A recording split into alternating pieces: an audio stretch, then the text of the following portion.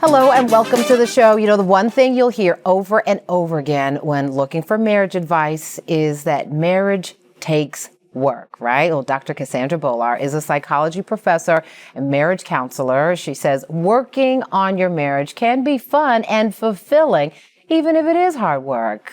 Hello, Dr. Bolar. Welcome to season 2. Well, I'm so happy to be here. Thank you for the warm welcome. Yes, indeed. It is always good to have your advice. And because you are happily married and you're a great counselor, it's just a perfect combination. So we'd love to have you here.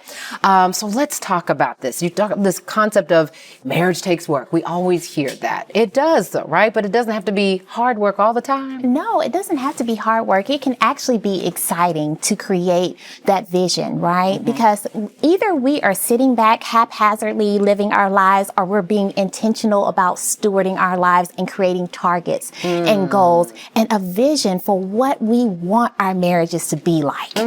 So that you're not just depending on social media to tell you how your marriage should be, right? Because success is very particular and tailored to each individual. Right. Success for you may be different from success from me. And so you have to be very clear on what does marital success look like for me and my marriage. Right, exactly. I love that. And my marriage. Let's talk about the keys. You've got 5 that you say, or at least that are starting points for marital success, starting with just that clear marital vision. Yes, you know, oftentimes people, they get married and they think, oh, I'm just going to be happily married. But you have to create clarity around that vision, and not just a vision that you create in your mind, but it needs to be tangible. You need to write that vision down with clarity, with specifics, because when we're thinking about the research when it comes to success, having details and a lot of clarity on your vision actually increases your likelihood of achieving it. We want to get such a clear mental picture of what you are creating, and your words and the details of your vision will help you have that sharp target. The strategic goals and daily action steps. Never thought about it really from daily action steps, right? Because we get so caught up in everything else that is happening outside the marriage. Most definitely. And when we're thinking about daily action steps, we want to do things continually and consistently. Because, you know, the thing is, I could be nice for a day, but I want to make sure that I'm creating those habits, those daily habits. And so your vision creates a target. Your strategic goals create the steps for getting there. And because it's going to take actions, because if we just have that vision and that dream and we leave it there, then it's not going to come into fruition. So you talk about that and habits as well. I feel like, is that just a good morning? How are you? Starting before you get out of the bed with a conversation, with a check on the one you love before you launch into everything else you've got to do. Most definitely. We do not rise to our expectations. We fall to the default of our habits. And our habits are going to be how we experience our relationship. And so we want to be in the habit of having those nice routines in the morning. I'm going to kiss you. I'm going to ask you about your day at night before you leave. I'm going to pray for you.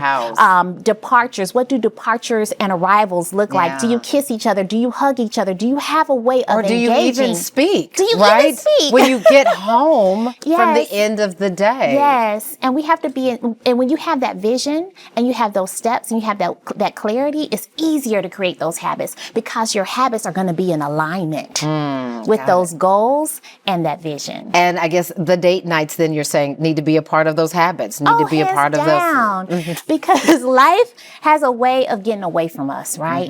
And we have to have a way to reconnect. And when you date your spouse or your partner, what happens is you start to associate those pleasurable feelings with them. Dopamine is actually released, especially that makes sense. When you engage in a new, fun, exhilarating activity that you've never done before. And you do that with your spouse, then you start to associate that feeling with them. And it's so powerful. Which speaks to this concept of pursuing positive experiences. Most definitely. Like that seems like a given, but then you're like, okay, let's plan that. You have to, because life is going to happen. And pain in life will happen as well. So we have to pursue positivity. It's not just something that we have to expect. No, I want to make sure that my experience with my spouse is fun. How can I do that? How can I pursue that? How can I, make those date nights? How can I just even pursue a positive culture in how I speak to my spouse? And I'm not perfect. I'm not sitting here in perfection. I utilize these, trying to grow in these skills every day. This is stuff we're doing at the house, right? Yes. At the home. Listen, before we go to break, we've got a quick question that we want to listen to from a viewer, so you can answer that. All right, let's take a look. Hey, Portia. My name is Charity. My name is Kareem. We've been married for 12 years, and we have 2 beautiful daughters, 11 and 8. How can we stay consistent with pouring into our marriage when we have young kids, work, and other demands? And you kind of touched on that, but that consistency is key when you have to divide the time with kids. Yes, and I think also setting up your expectations. Each season of marriage is different. And so when you have young children, it is a lot more demanding. Yeah. And so you may not be able to go on a 5-week excursion, right. But how can you maybe even have an inside date night, just a picnic on the floor after you put them all to bed, and having those little small routines that you have in place so that you can create that connection. Right. A date doesn't have to even mean that I have to spend a lot of money. Yeah. It doesn't mean that I even have to necessarily leave the house. It's that intimate connection, uninterrupted, that is so valuable. And sometimes, too, you can make a family event out of it at times, but we still want to make sure that we have that couple time, and that's sacred. Yeah, because if you change the diapers during a date, that's not the date. Right. That's not what the vision was. Right. We got to find ways to make sure that your loved one is getting their needs met, too. Yes. Makes sense. All right. I love it. Good start to a great conversation. Coming up, you're going to meet the Harrises, going 11 years strong. But every couple could use a tune-up, right? So they are here to get some good, solid relationship advice from Dr. Bolar. See them all smiles. They're in love. Just want a little bit more advice on how to make it last. Don't go anywhere. We'll be right back.